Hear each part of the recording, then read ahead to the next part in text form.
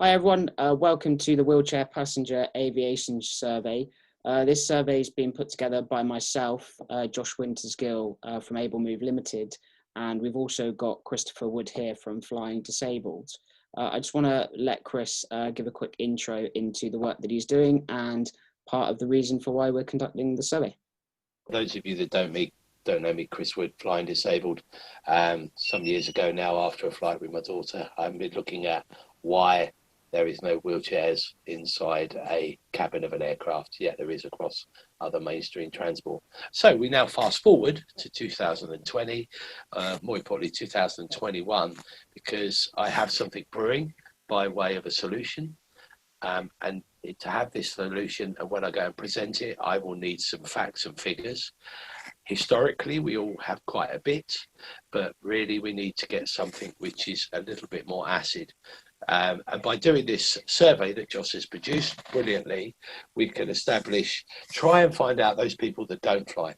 Why don't they fly? We can find out those people who have stopped flying and why they stopped flying, and find out those people, if they still fly, how would they like to make it better? And ultimately, we want to try and get powered wheelchairs is obviously where I come from, and we want them to access inside the cabin of an aircraft. And this survey will give us some of those answers, maybe. Thanks, Chris. You will have seen in recent weeks and months the impact of obviously COVID on the industry, and also recently there was an issue that had arisen with an individual in their power wheelchair in the States, where an airline was refusing the chair within the aircraft. And this is something that shouldn't be happening. And one of the reasons why we're running this survey is to find out more issues as to what, or the percentages of why this is happening, and looking at the importance of why chairs should be within the cabin to reduce some of these issues that do happen.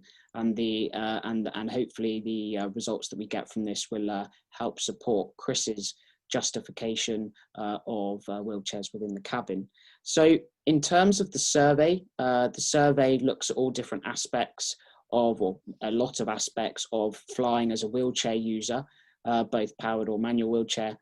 Looking at why you don't fly, or if you do fly, what are the concerns that you have, looking at the issues with transferring on and off an aircraft, looking at how you might feel when you board an aircraft and everybody's already boarded the aircraft. So we want to get a really good view of all of the different experiences that we've all had collectively as wheelchair users. So it should only take you 5 to 10 minutes of your time to complete. And I just want Chris just to mention very briefly about the DDA. I think we're coming up to 25 years now, aren't we, Chris?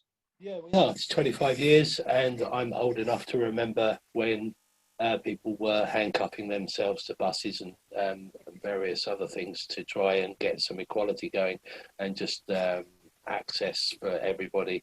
And here we are 25 years on, and we still can't get access on an aircraft. So things need to change, and I think this time around we've got a new generation now who want to fly. They're keen to fly, and there's a lot more people out there who are maybe thinking about not flying because of all the things that can go wrong as you transfer from the airport onto the aircraft. So we need to try and make this better. We need to make, literally, as the industry is saying, flying for all. It has to be flying for all. And let's do the DDA and the Equality Act, those 25 years. Let's finally bring aviation into the world of accessibility, because so far it's still excluding it. That's about it, really. But let's get this survey done. It'd be really good. Thank you so much, everybody, in advance. And I'll hand you back to Josh. Thank you very much in advance for completing the survey, and we look forward to sharing these findings with you next year. Thank you.